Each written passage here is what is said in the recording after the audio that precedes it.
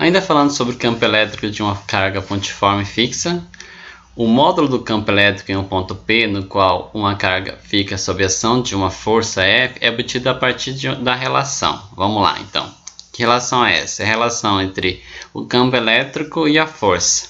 Então eu tenho aqui, ó, inicialmente uma carga que gera um campo em volta dela, ok? Lembrar que aqui em volta dessa carga aqui eu tenho um campo elétrico e tem uma carga teste, ok? Que é uma carga menor. Eu já sei que ela vai sofrer a ação de uma força porque ela está interagindo com essa carga. Eu já sei que o campo dessa carga, por ser positivo, é de afastamento. E eu sei que nesse caso, por ter duas cargas de mesmo sinal, o sentido da força é de repulsão, ok? Então eu tenho o sentido da força de repulsão, está aqui. E eu estou representando em cima desse ponto também o sentido do campo elétrico, que é de afastamento, ok? Essas duas cargas são separadas por uma distância. Aqui eu tenho como calcular a força.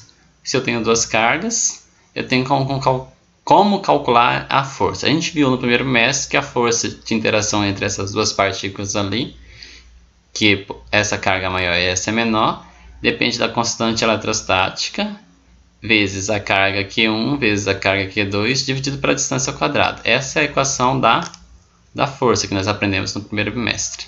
Ok? Então vamos lá. Nós vimos na aula anterior que o campo elétrico é a razão entre a força e a carga. Ok? Força e carga me dá o campo elétrico. Só que quem é o valor da força? A força não é igual a K vezes Q1 vezes Q2 dividido pela distância?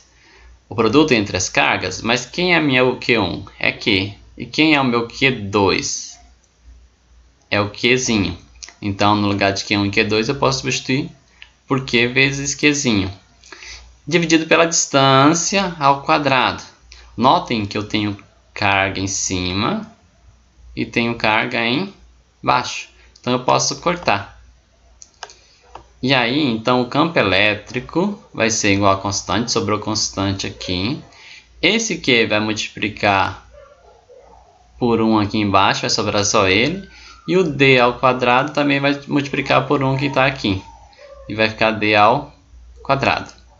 Ou se você preferir, você pode copiar a parte de cima, que é K vezes Q, e inverter a parte de baixo. Ok? E aí vai ficar D ao quadrado. Joia? Na verdade, quando você corta aqui, já vai sobrar só essa parte aqui, para ficar mais fácil, né? Então só sobra K vezes Q dividido pelo D ao quadrado. Fica mais rápido, tá bom? Então aí nós temos a fórmula do campo elétrico. O campo elétrico é igual a constante eletrostática vezes a carga dividido pela distância ao quadrado.